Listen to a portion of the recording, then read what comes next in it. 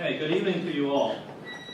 It gives me the greatest personal pleasure to welcome our speaker this evening and to introduce our visiting professor, Jun Watanabe, who is teaching in our School of Architecture this spring term. Jun Watanabe was educated in architecture at the University of Tokyo before receiving a master's degree of architecture in urban design at Harvard Graduate School of Design. Prior to founding his current award-winning practice in 1990, Jun Watanabe & Associates, he had already worked in the offices of some of the most prominent and acclaimed architects of his and my generation, Kenzo Tange, Moshe Safdie, Ian Pei, and Fumihiko Maki. So that's an impressive list. Professor Watanabe has also been equally dedicated to the academic world of architecture for 6 years, teaching architecture at the University of Texas in Austin, followed by 13 years as a professor of architecture at Chubu University, and then most recently as a visiting professor at other universities in Japan, and now here with us at CUHK. There is a saying that architectural works often resemble their architects and their personalities. I believe Louis Sullivan said this, but I couldn't quite Google search it. I might be missing a keyword. So I'll follow line to whoever finds this exact quotation first. Right? But on this topic of buildings resembling their architects, well, let's consider, say, Richard Rogers. Outgoing personality, brightly colored shirts, and compare with his buildings with exposed structure and service ducts, typically in primary colors. Or Tadeo Ando, a former boxer in his youth, with his raw concrete boxes and hard-edged geometries. Or Zaha Hadid, very extroverted, expressive in personality, always wearing those flowing capes and colors. Now think about the expressive, free-flowing forms of her building designs. When considering the design works of Jun Watanabe, I think they're also very much like the architect himself, reflecting a refined balance of simplicity, elegance, integrity, honest expression, and gracious hospitality. His buildings are always thoughtfully considered, crisply geometrical, understated, yet bespeaking of lasting quality. It is an architecture that is quiet, but persuasive, with no need to shout to convey its important message. This work has unified clarity, yet respects the complexity and variety of modern life with remarkable sensitivity and spirit. From overall form to final detail at every step, exceptional care and craft.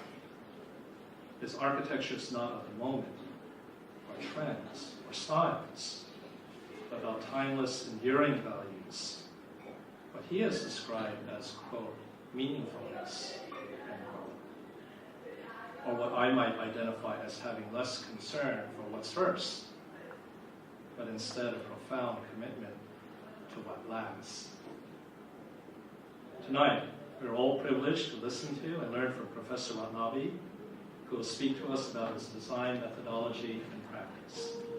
The title of his lecture is Making, the Matter of Building. Please join me to extend a very warm welcome to Professor Jun Watanabe.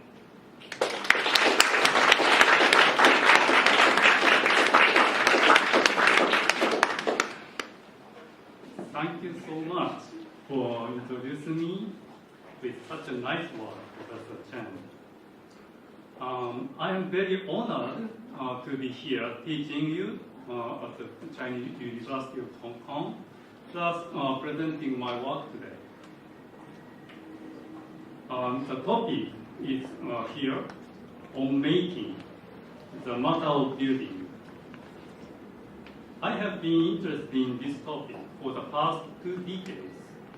And particularly today, I am more interested to look at this topic carefully. Things themselves is a key notion behind this topic, what I'm describing. And this is a discussion about my distant standing from a personalized or expressionistic architecture. I am more inclined toward building rather than personalized expressionistic architecture.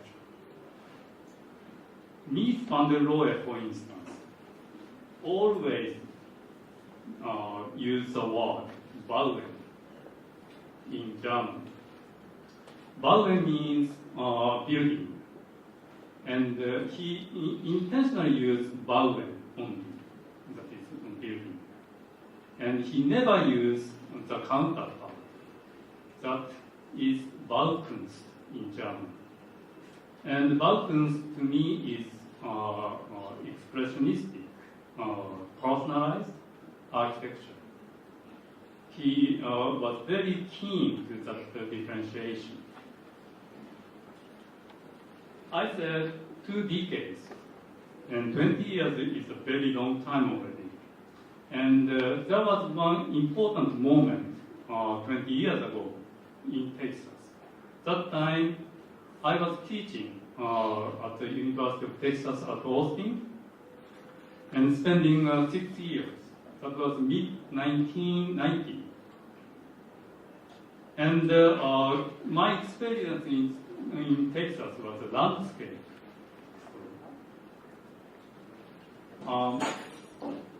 So Texas is a big country, and the countryside as an area is twice as large as my home country, Japan, and not much habitation by people. So this is one landscape near the state capital of Austin, and the first impression to me was a big sky, big land, and land without the sense of human beings. No farmland, nor residences. And especially in the western part of Texas, land becomes much more reductive in terms of the barren ambience over there because of the less rain and dry climate. I will talk about the artwork itself later, but this is a sky and land in Malpa, Texas. It's a western border town near state of New Mexico. You can sense, okay, this is a big sky and barren land, very dry climate with dry climate. And to me, it was very impressive. And right after my hectic works in Tokyo, and that's a pretty much urban situation, and in the middle of the landscape, or in the middle of the nature, yes, I had to face to the nature or landscape, or the Texas landscape. Yet, in a sense, I was facing to myself, in a sense. And the fundamental question to me that time was, who am I? Where did I come from? Where am I heading to? That fundamental question, right after the hectic working days in Tokyo, was something I had to kind of think very seriously about that. Such as Zen Buddhism, the expression is like this way. What was your original aspect before your father and your mother were born? I believe most of you here know Chinese original sentence. I can only pronounce that sentence in Japanese, and just introduce the English translation. So that was the starting of my experience about the Texas landscape. But the second the other important encounter in Texas. That was a matter of construction with raw material. Now Donald Judd. This is Donald Judd's artwork in Malta, Texas. And Malta, in the old days, when Donald Judd set up his atelier in mid-1970, it was just a rural small town. But it became very famous in these days. Even Prada shop was constructed there because of the Malta became very important destination for those people who like modern art, like Donald Judd. Donald Judd here crystallized the way to contact with our everyday figurative world. As far as I understand, the image here, for instance, you could see his achievement. Here you see dull, shiny aluminum panel cladded box in the old warehouse. The other one on the left is a series of concrete frames, sideboard concrete frames. And the repetition in both cases is important. The other importance is the title of those artworks by Donald Judd, like other minimalist contemporary artists. All the work here is titled, untitled. What does it mean, untitled? To me, it is automatically an important question asking to ourselves. We have to face the artwork per se. We have to ponder what are they? That means what is a universe or what is a world this artwork is expressing. And the world of matter or world of reduction. Box of concrete, dull, shiny aluminum panels, period. The minimalist artwork requires the reflective understanding of the viewer. And this is very open question. Whatever we feel, that is the answer, I believe. So to me, that was an important encounter of the materiality which is applicable to my architectural exploration. No figurative, no iconographical message here. Because of clear departure from our everyday figurative world, Donald Judd has revealed the hidden aspect of the world in a very critical way. These works clearly demonstrate the minimalist's way in contacting with the figurative world. I was very intrigued by Donald Judd's works. These two Texas experiences gave me almost like my first architectural realization. And based upon this realization 2 decades ago, I had started my architecture exploration. I'd like to talk a little bit about the timing in these days. It's a time of globalization. It's a time of computers. In these days, things become very virtual. Things lost their certainty.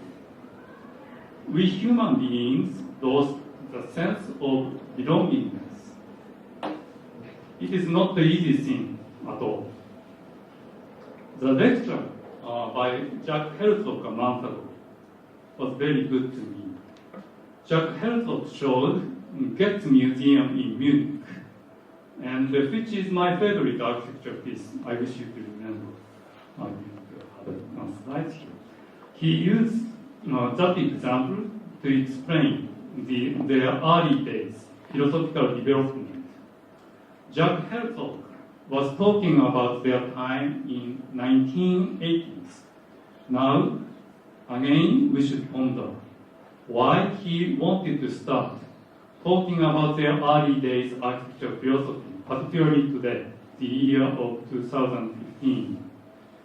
I must say, observing the current trend in the year of 2015, we architects must redefine our everyday figurative world at this point.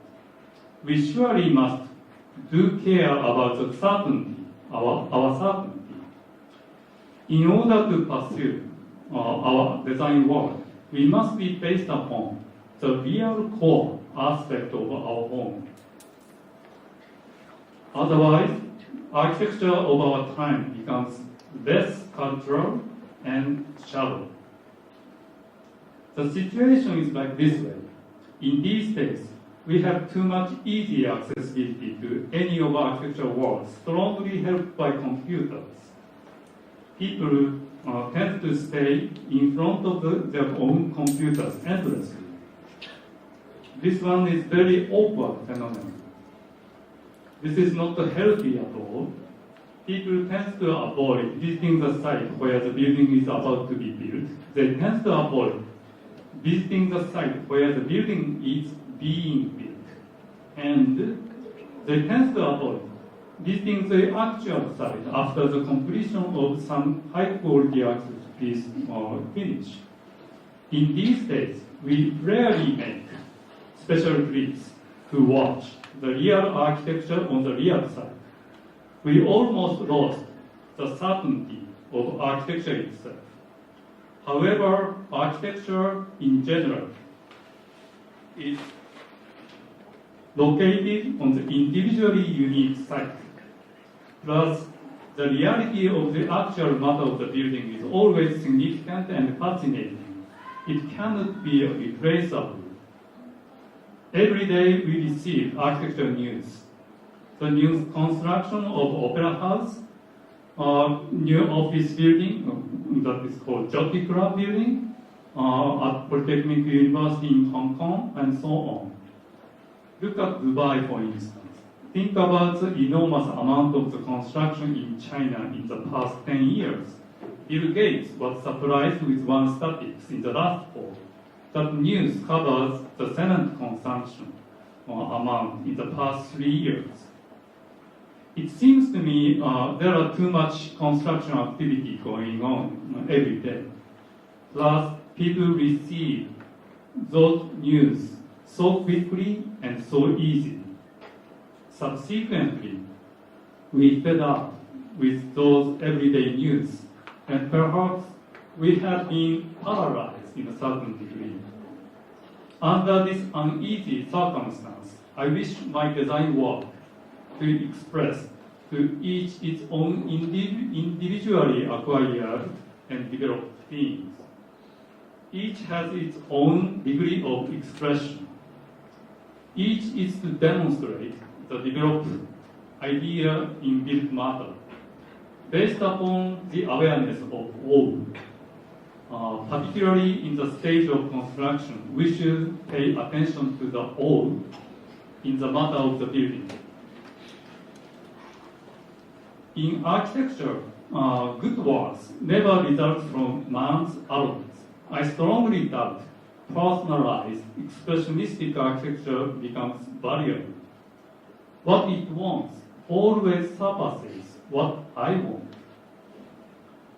The idea of offering is the one which I am always interested in. Architecture must consciously remind the importance of all. We should carefully sense the quiet voice on the building site. If we start to pay attention, we can sense the provocative emergence of the fundamentals of material and of the site.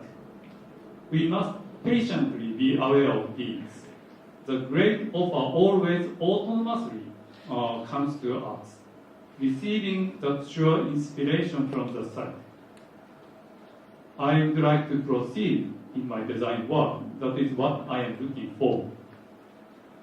Overall, the issue of architectural tectonics and siting become two major focuses from which my architectural exploration starts. My design work develops its theme through the positive interaction and appropriation with the site and the architectural tectonics. It carefully listens to the quiet voice of the site, as well as through the investigation of architectural tectonics. Ultimately, each project aims at its own inherent place to be. If the executive design work of mine looks as if it has been there from the beginning, this is nothing but my intended goal. The first project of today is a wood structure building, and it's a cow barn in the ski resort near Hokkaido, that's the most island in Japan. And you can see the ski slope over there. This one. And that ski slope leads to the bottom of this mountain. And this cow barn, before it was built, this kind of very gentle and beautiful landscape it was only there. So I approached this cow barn design, almost try to find out the site kind of voice. Try to make the architecture as a marker to make people to sense the presence of the site. And the strategy here is depicting the undulation of that land in front and facilitating that movement, starting this bottom to the other end of the roof. And this picture was shot from high-rise hotel building adjacent side, adjacent side. This is the result of that building from the main approach here. And the landscape behind is a forest, and here is almost like a meadow appearance, very peaceful. And the approach I was talking is this one. And the hotel I was talking is this location. So without this element of the architecture, situation here is just merely the landscape, beautiful scenery, period. But having this piece, maybe something happened for this particular place. In a sense, it's a place making.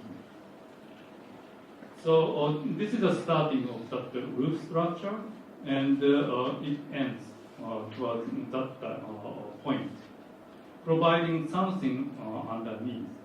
And the side wall is, I used Russian pine tree plywood. So this is a special passage for regular public to look at inside of the cow barn from these windows. So the situation of sudden finish or kind of end of that roof is described like that one is important, and you can see plywood coverage. And the high side that is located there. And this is a passage for regular public, and this is a walkway for workers to feed hay to those milking cows. The structure is like this one. Wooden structure supported by something missing. Here, another structure. This is a wooden structure supported by this steel beam supported by this upside down V-shaped column, steel column. So the wood floor starts from this end near the ground, just above the foundation, and beam on top of this beam. This is a construction picture, and this is the starting of the foundation of the wood beam, and this is sitting on top of the steel beam. So this is the result of after the completion, before those curves has moved in. And with window and high side window, this is a sliding door to clean something here. And this is after the curves have moved in. The interesting feature inside is a fully automated built-in robot machine here. So those curves that will not have any stress situation because that built-in machine can be operated in 24 hours, even the midnight. So this is a feeding area, and the simple, the interior, the function of this building is very simple. Then, like I said in the beginning, having this approach, the building starts to speak something in this particular place, and place-making project is what I was here about. The next one is a totally different location. It's in the middle of central part of Tokyo, and in a sense we call high-class residential neighborhood, where lots of embassies located, even Chinese embassies located nearby. And I said high-class residential neighborhood. These are very small houses already, but such as this property. The property I'm designing is this house here, with this tiny property. But here, adjacent property has a big forest in a sense. It's a big mansion. So utilizing the greenery and utilizing the other topographical situation, this street, narrow street, runs bottom of the hill, and this dead end, cul-de-sac street, reach from the bottom and reaching to the top of the hill. And that property here is towards the dead end of this little street. So the frontal facade here is important, and back part is another importance for approaching the design. This is the frontal part. And I'd like to talk about the material use, especially the concrete. I use 4 different kinds of concrete surface. This is a regular concrete surface with plain plywood form. And this is the material of the concrete one. This is the second one. It is a bush hammered finish. After pouring the concrete like this regular one, with the bush hammer, the surface, and to get rough texture. The third one is this one. It is aggregated concrete. It's a special paper. It's a special plate to have the effect of aggregation just before complete dry situation. And the fourth one is this one. The picture is not so clear, but it's a cedar grain capture concrete. So those 4 different material use of concrete, it's a building which has this kind of formal appearance to the street, yet having a certain scale with a certain aiming of activity. And this is a sketch showing the situation of trees behind and some frontal kind of gesture to the street.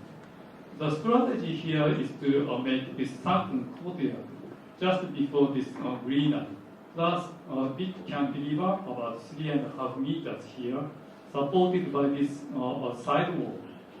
And garage structure here with rooftop balcony for family use. And this is a house for two family occupiers. And this is a view from the interior to look at adjacent properties, greenery like that way, after this sunken coating. And the retaining wall here is also expressed that the cedar grain texture. And this is the staircase leading to the lower floor, that is the basement. And this is the glass house of this one, of the staircase leading to the lower floor, which has three bedrooms with this sunken coating. And this is the detail of the staircase. And the thinness of the slab sticking out from this main body is some elements which are concentrated for the design. It is supported by those solid steel columns. Here, 1, 2, 3 columns, which behaves as a margin for the curtain wall to hold the glass as well. And this is the frontal facade, and that bush hammered appearance of the surface of the concrete is like this way. And you could see Red Cross main hospital in the central part of Tokyo. And here,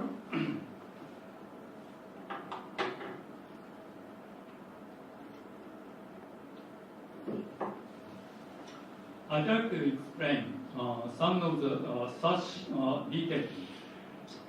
These are aluminum sash, but it looks like a very thin, skinny sash detail, developed by one architect who I worked with at the Maki's office. And he is a very good designer for detailing, such as this glass door, for instance. He intentionally sliced this side off.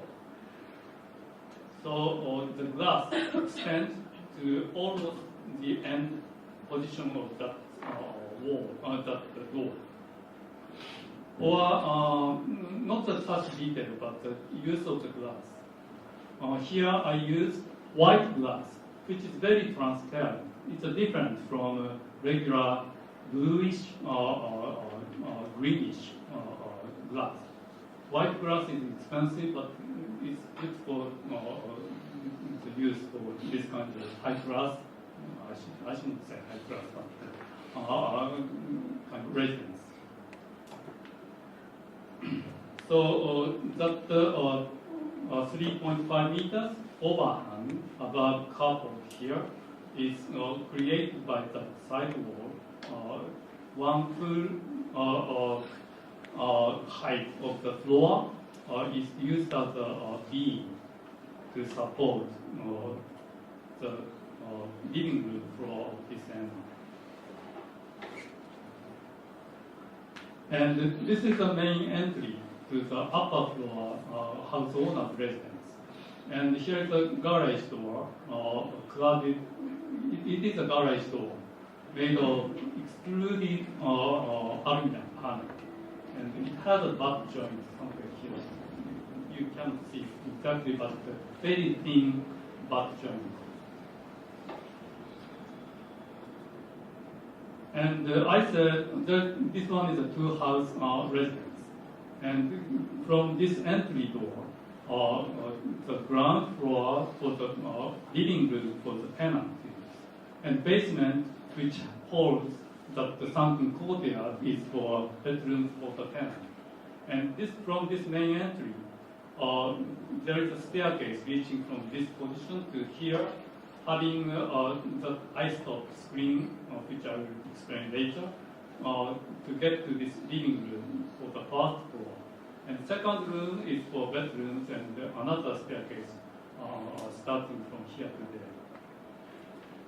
This is the two staircases which I just explained. And one staircase here is from the ground floor to the first floor, having this high stop here, just before the living room. And this is another set of staircases from first floor to the second floor, starting from this living room high stop, with a skylight above or corridor space. And both use the concrete wall. Here are the bush hammered, rough textured concrete. Here of cedar grain catch formwork concrete. And plus that the ceiling also I use cedar grain catch concrete form. And this is a top floor corridor space. And here you can see that the cedar grain textured concrete wall with a skylight like that. And this is the screen I was mentioning as an eye stop or the end of the staircase. And this is the entry to the living room. And you could see the greenery behind that balcony. And this is the screen I was talking. And it has a perforation.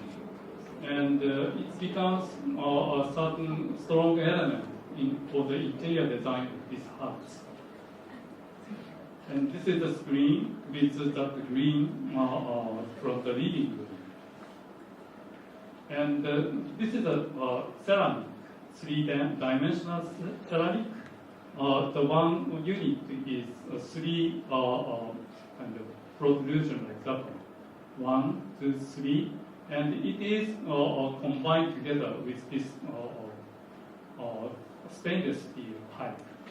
And the result is like that one with this kind of alignment element. 1, 2, 3, alignment element. So this is a kitchen with a family dining or a computer desk with a family lounge there. And from the window of the bedroom, you could see that the greenery at the adjacent side. The third project is another concrete house. It's a single family house located in the suburbs in Tokyo. It's a small house, but conspicuous element is this one. This direction is a western facing facade, having a living room behind here as a double height. Maybe this screen element is one element which I have concept. And this is a picture, same angle as the sketch. And this is the one I was talking about the screen to protect direct exposure to the western harsh sunlight, particularly in the summertime. So here is the box of the concrete. Again, I applied the cedar grain texture formwork. And this is the cedar grain texture formwork above and lower portion. I used aggregated concrete with stripe, recessed stripe like that. And on the end situation of the louver, it is a holding element as a concrete or plain wall. Yet some of the detail is like that one. Some of the detail is like that one. And this is a view of the northern part, northern street side, and this is a southern garden. And having a car park underneath like that one, or car park underneath like that one, with a hole on this freestanding wall of that one as a hole, and this one it's not clearly seen, but it's a hole. And I will show one image here around this entry door next.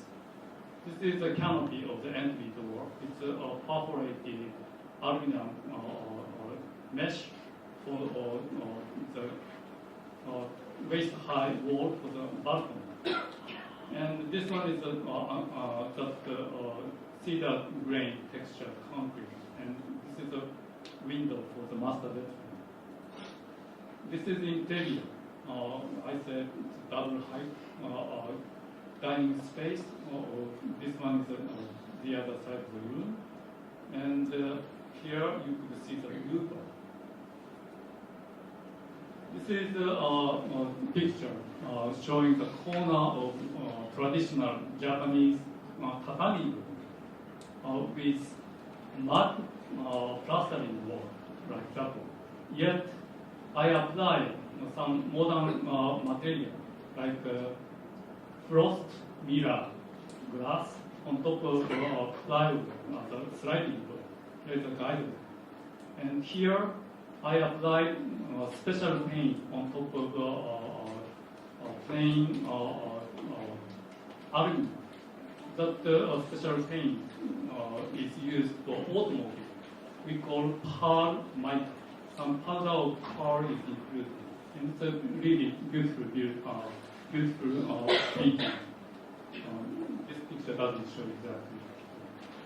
So this is the detail of the staircase with powder here. It's called important powder. The fourth project is public building. We finished our working plan, but the construction work hasn't started yet. It's a public building located in the near the train station, and this street used to be a important commercial street at the central part of this small city in CUHK prefecture. And the population size of this town or city is about 20,000 people are residing. But because of the automobilization, people go for shopping in the roadside of a big shopping mall. And this central park used to have a lot of bus service, and the people are moving back and forth, and it's a very crowded place, commercial area. But these days, only shutters front for those old shops is visible, and not much people are moving. And subsequently, many lots are occupied as a car park here, there, or here. So the city decided to build some community center here. The site configuration is very irregular, and with stream in front, and this is the side to the city hall. This is the main street to the station here. This is a facade design. You could see stream, and basically a glass facade, the direction towards the station, very plain facade. And ground floor has shops and foyer, public space with coffee shop. It's basically the contents of this ground floor. The second floor has a meeting space. And the conspicuous element of this one is this glass-covered wall and roof. And here is another coverage of the roof to contain the main public space underneath. Here are the corner plaza. Here are the main plaza for weekend farmers market. So the strategy of this one is almost like an open palm situation. Open palm as a configuration is very interesting.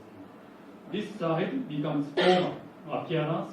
The other side here becomes very bright. And in this case, this is the open palm configuration facing the frontal side towards the main street, and back part to hold some private, intimate space with single trees here. Cafeteria is facing to that direction. So this is the open palm configuration of the main body, and with glass elements like extending the two wings, this side and the other side. So structurally, that sticking out element is a holding element of the beam to hold this frontal part and back part. And this is a structural element I was talking, supported by this additional bracket. So roofing here and the other roofing is two elements which is conspicuous, and towards the stream or towards the main street to the station, some gesture of positioning of this building. It's one thing. I put some energy to below. So this is that gap situation of V-shape, glass screen, and main body. And this one is a steel structure public building. And steel structure.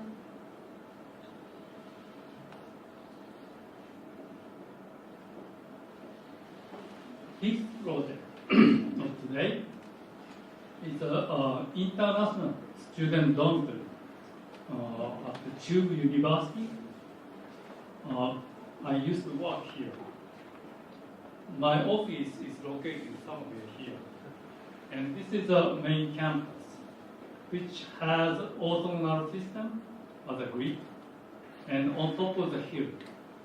And that building, which I designed, is an international student dormitory with 30 room bedroom. It's located here. This one is a building which I designed. The difficulty of that siting is two things. One, that is kind of mitigation of the grid iron system here to dominate this entire campus, ending this particular building, which has a classroom.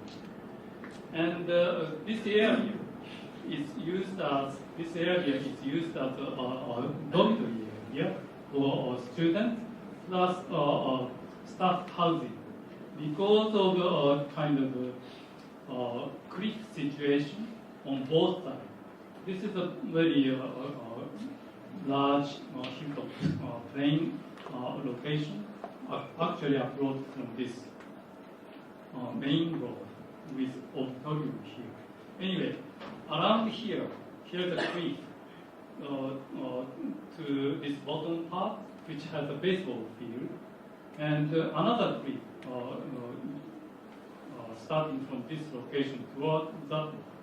So the location here has a cliff to that side and the other cliff to this side. Then I introduced almost like a third angle responding to this existing grid iron angle. It cannot be visible here, but along this facade. And the next one is the existing angle of the dormitory area. But here I introduced the third angle. And this is a view of the cliff side to look at the baseball field. Even from this rooftop, actually it's the second floor roof balcony, we could see the greenery. Again, I used the configuration of open term situation to hold, the open term is like this way, to hold 29 students' bedrooms. So this one is a ground floor situation. This is a final classroom building following the main grid. And this is an adjacent building following the other grid, which I said second. And this is the third angle I introduced. So open farm situation to hold 29 bedrooms here. And the private part here is allocated as a main dining space with this double height glass screen to overlooking at this street. And this part is the kitchen area. And here you could see dotted line. Above the kitchen, there is a laundry and shower room for students. This is the interior view of the main dining space. Here, I thought nice to introduce some notion of the response to the program. This is a building for international students who spend at least 4 years for undergraduate education, maybe plus 2 or 4 years for graduate school. So those students, international students, continuously stay in this dormitory. I thought nice to have a certain, say, core of the building and some memorable kind of element to hold people's memory. Maybe this is the dining table here. So this appearance, I intentionally designed a little bit formal appearance, and maybe plus some sense of the serenity, some tranquil, quiet space for them to think about something with intention related to the program. So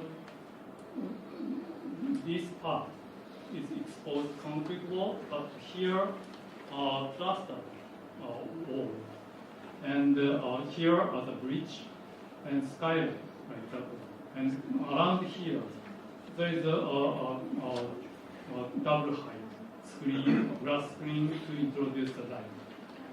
And the end of the corridor, there is other opening, has a big glass window. Then one element which is conspicuous is this bridge appearance. And that bridge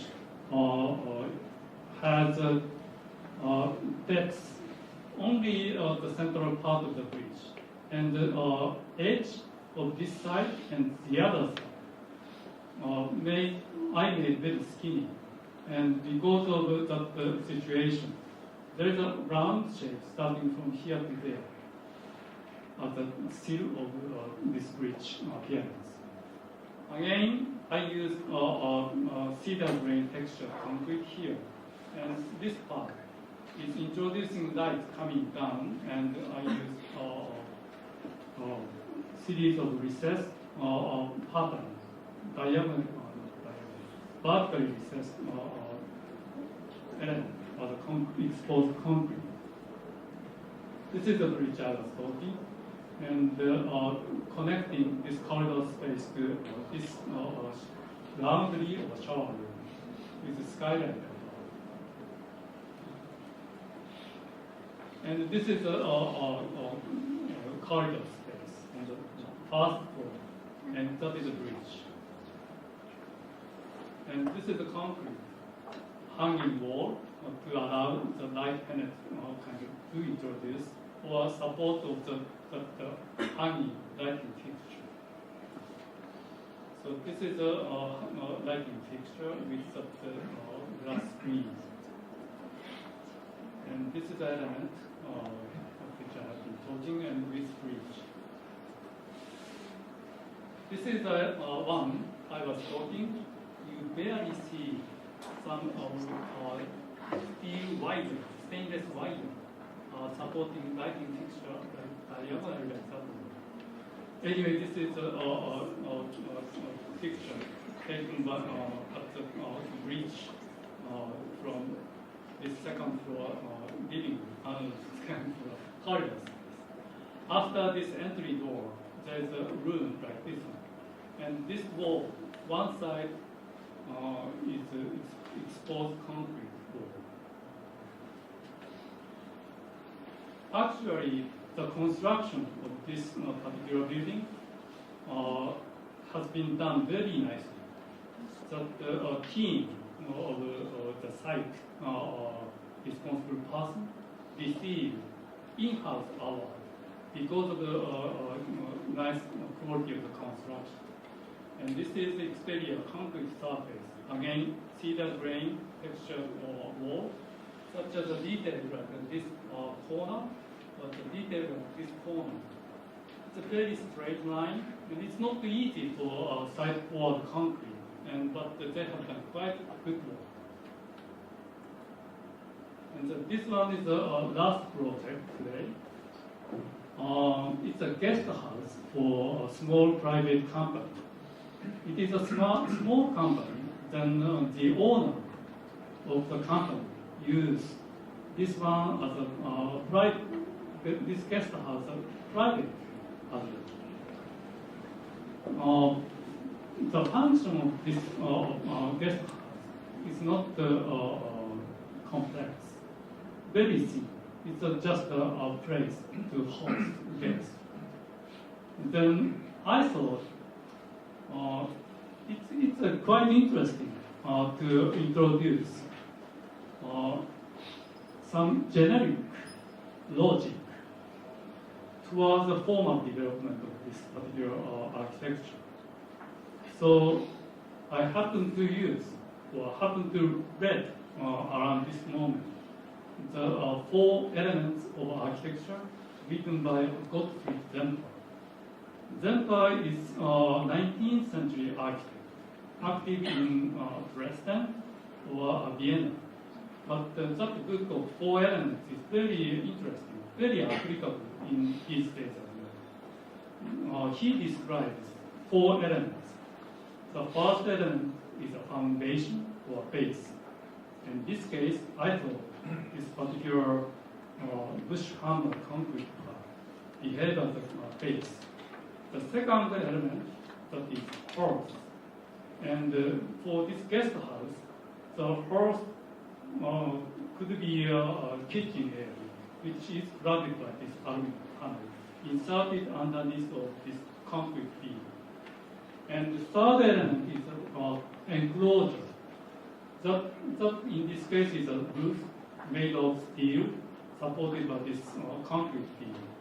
And the fourth element, according to Zemper, is a screen. Here, some screening element, plus some glass curtain. I will talk later. But that base, foundation, is one thing I intentionally created here. This is the garage structure. On top of the garage, there is a landscape area with trees. Right next to this upper floor, guest living room facility.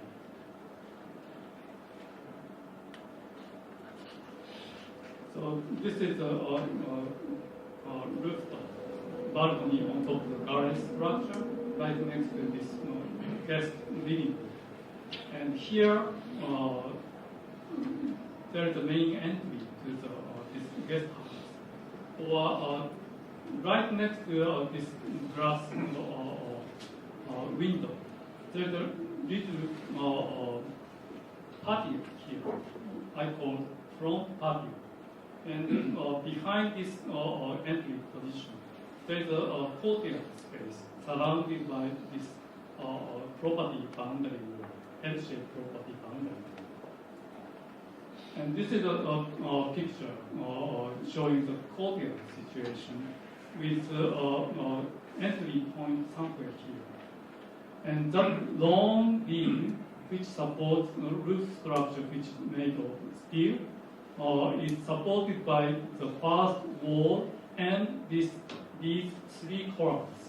And it has an insertion of this element of a hearth, that is the kitchen, and covered by, cladded by aluminum panel.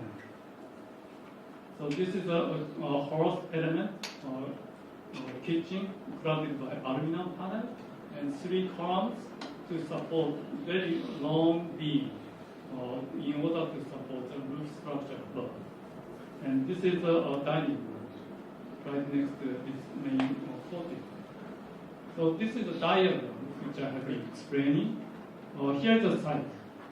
and putting that podium or a base or foundation here as the first element. And the second element, according to Zenpa, is a horse, some central element of the architecture. In this case, the kitchen. And the third element is enclosure or coverage that is supported by this beam.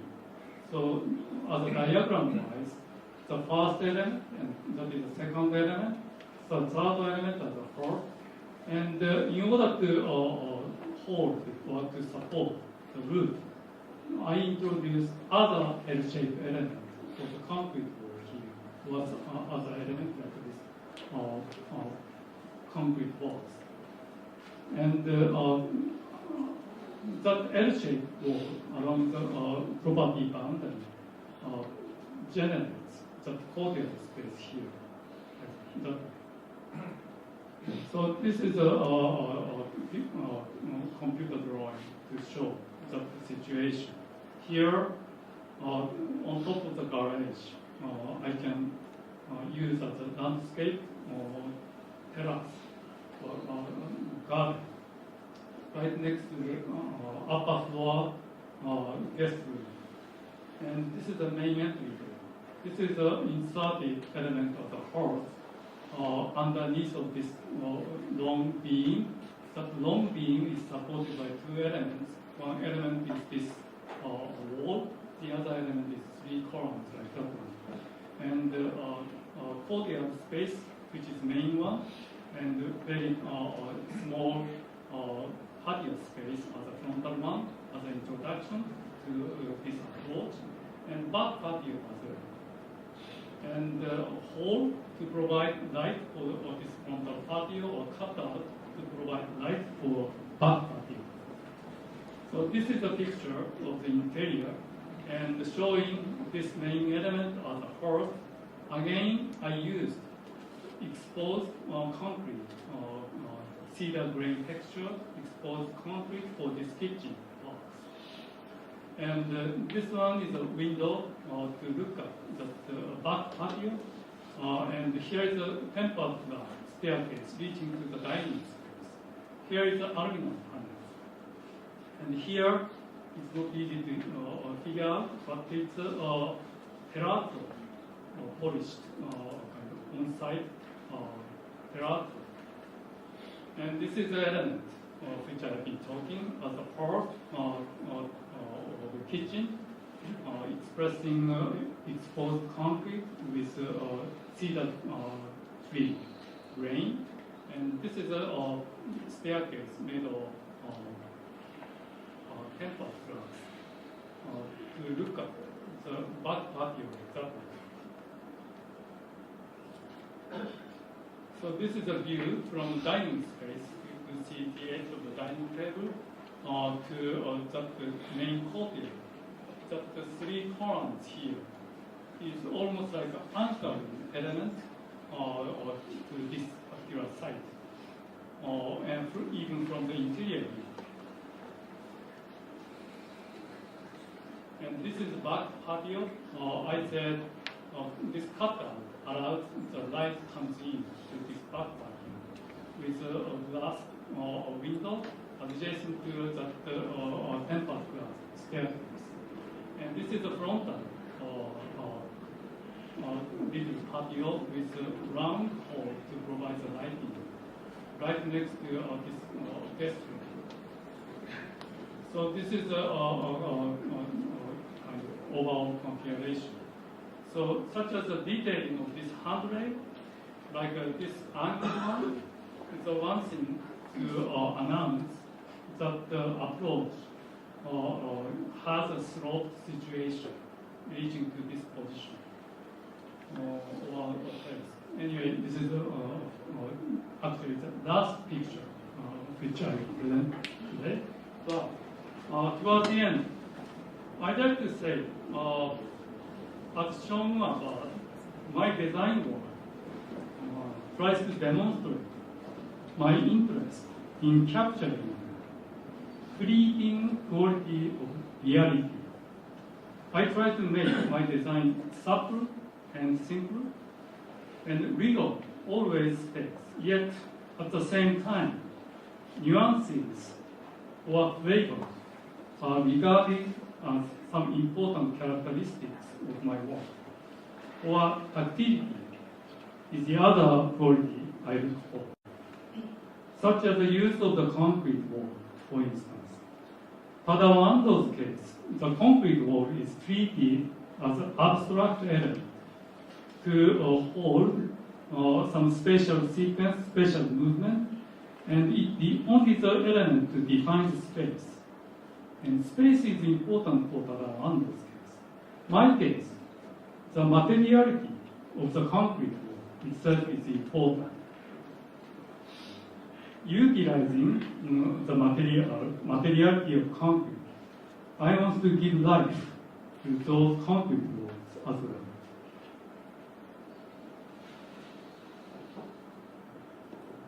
The other way of explaining my design work, regarding to the optimization, which typifies the concept of the modernism, I dare not to go in. I have a tendency to approach things with the notion of pluralism. I first try to digest the requirement of each project as much as possible. I do not like the notion of the too much degree of purification. I am not interested in pursuing the universality in a sense. Rather, I am more interested in making my design work in place. It is a continuous effort to make my architecture site-specific and program-specific, getting along nicely with the site context and with the given conditions. I expect the emergence of my architecture to demonstrate some unseen, inherent characteristics of the site and of the matter of building. Thank you very much for your attention.